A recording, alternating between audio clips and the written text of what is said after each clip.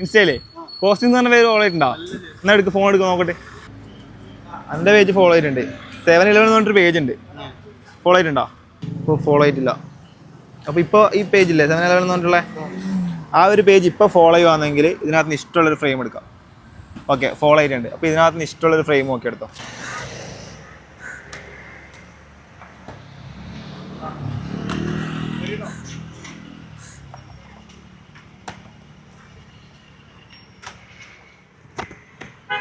Frame ഏതാ വേണ്ടേ?